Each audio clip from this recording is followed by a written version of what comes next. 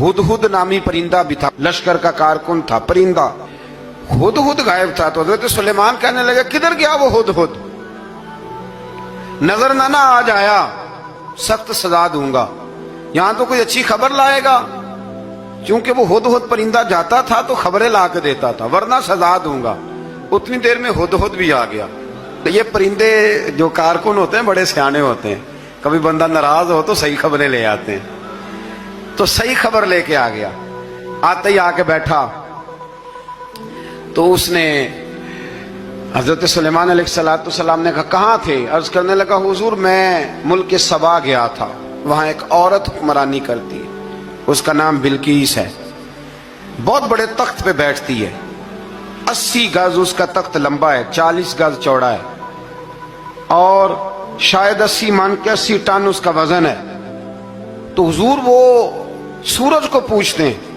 हजरत सुलेमान ने फौरन खत लिखा, फरमाया जाके उसे मेरा खत दे दो कि यहाँ तो कलमा पढ़ के हमारी फर्मा बरदार बन जाए, वरना तैयार हो जाए, जो अल्लाह के गैर को पूछते हैं हम उनके खिलाफ जंग करेंगे।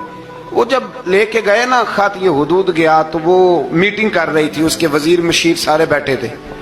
इसने जाके खत फेंक दिया मलका बिल्कीस की झोली में। उसने खत पढ़ा तो डर गई, वजीरों को बुलाया। हजरत सुलेमान, कुरान कहता है हजरत सुलेमान ने कहा था खत फेंक के ना तो साइड पे होके सुनना वो क्या कहता।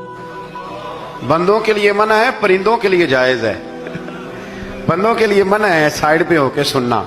हाँ, जिसकी जासूसी की ड्यूटी हो, कुफर की जासूसी की, उस बंदे के लिए भी जायज है। तो यहाँ एक तो वो परिंदे थे, दूसरा कुफर की जासूसी कर रहे थे। साइड पे होके सुनने लगे तो मलका बिल्कीस कहने लगी अब क्या करना है, ये खत आया है।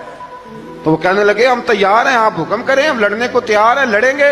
वो कहने लगी नहीं, तेजी ना दिखाओ, कुरान मजीद कहता है कि वो कहने लगी जब लड़ाइयां होती हैं तो शहर तबाह होते हैं, मुल्क खंडर बन जाते हैं, लड़ाई मसले का हल नहीं है।